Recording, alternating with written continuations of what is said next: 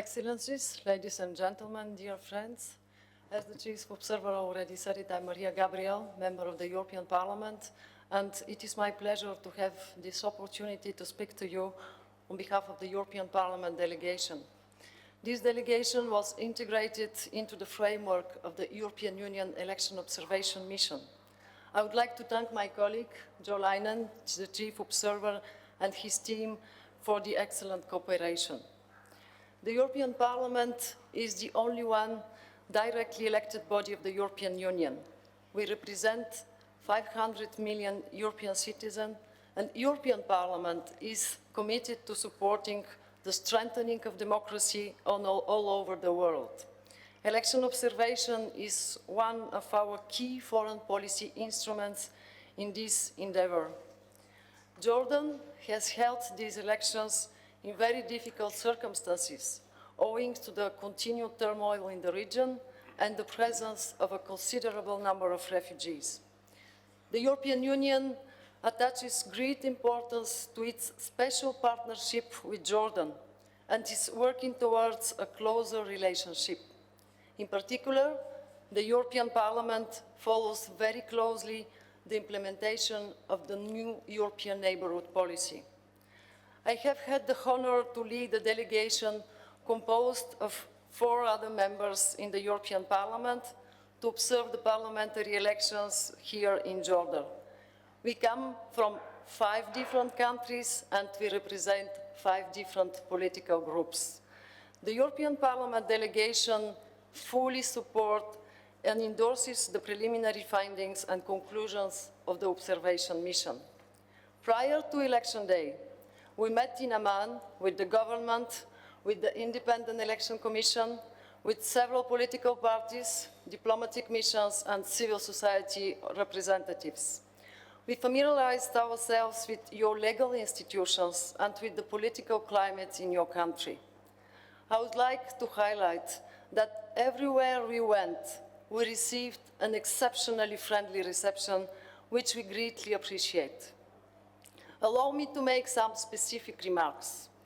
We welcome the significant progress made with the adoption of the new electoral law with the aim of achieving a more party-based parliament. We encourage the newly elected parliament to continue this ongoing political reform process towards an effective multi-party democracy. Moreover, we encourage political parties to pay more attention to citizens' expectations and citizens to fully participate in the process. We acknowledge the newly adopted framework, which broadens voter registration, but at the same time, we encourage the lowering of the age of candidates to allow younger citizens to stand for election. We take note of the turnout. Notably, the delegation encourages more participation of young voters.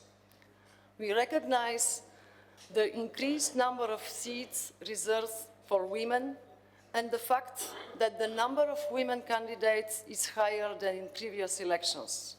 Nevertheless, we recommend that efforts are made so that more female candidates are nominated next time.